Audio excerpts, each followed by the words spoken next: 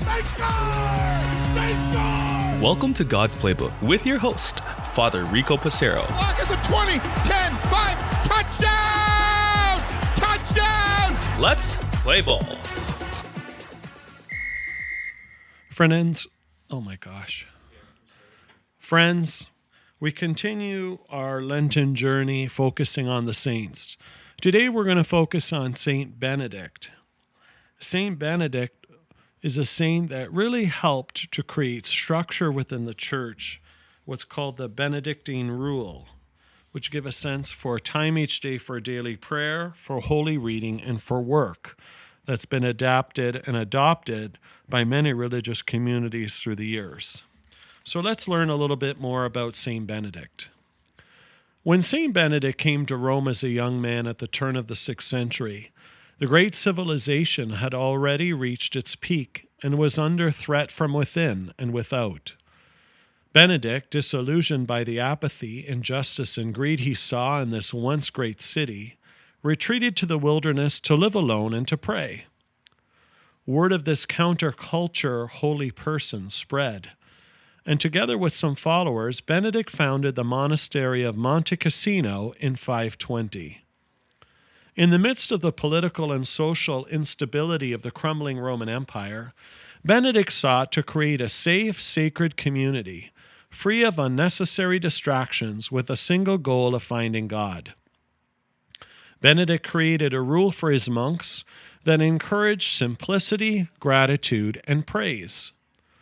This Benedictine rule, which provides a structure for daily prayer, holy reading, and work, is the basis of Western monastic life. Although his contemporaries wrote no histories or biographies of Benedict, we have his rule, and that's enough. For us, friends, as we reflect upon the life of Saint Benedict, by no means are we called to leave our families, our places of work, our schools, and our social circles behind. Yet the season of Lent calls us to live in the world, but not being of the world. In other words, that our desires should continue to be placed first and foremost on God. And second of all, that we live our own vocation, whether it's married life, single life, religious life, that we put our whole heart and soul into it, and making sure that we take time each day to satisfy the needs of that day. First, giving praise to God, completing the work that's begun, and also making sure that we have time for leisure as well. But the structure needs to be a structure. And for many people, structure is something that is accepted and encouraged in their own lives.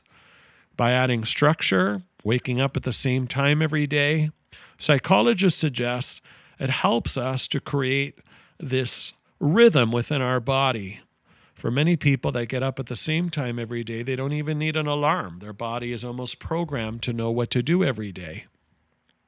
It's important for us to realize that structure in our lives is quite important, whether it's very rigid or somewhat.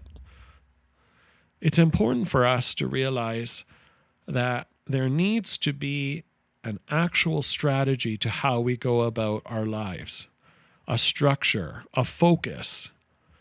If we think that there's going to be just this miraculous time at the end of our day for God, it can be easy to fall down the slippery slope in which we just actually never find the time for God, and one day becomes 2 or 3 or 4. What St. Benedict taught religious communities, monastic life, and I believe each one of us, is that actually creating a structure within our lives helps to free us to find more time for everything, and how important that truly is for us. So what I'd like each of us to do is to spend some time today reflecting. What kind of a healthier balance is God calling us to, not just in the season of Lent, but as we move forward? Is there a healthy balance in my day? Do I make time to serve God, others, and then finally oneself? Let's ask God to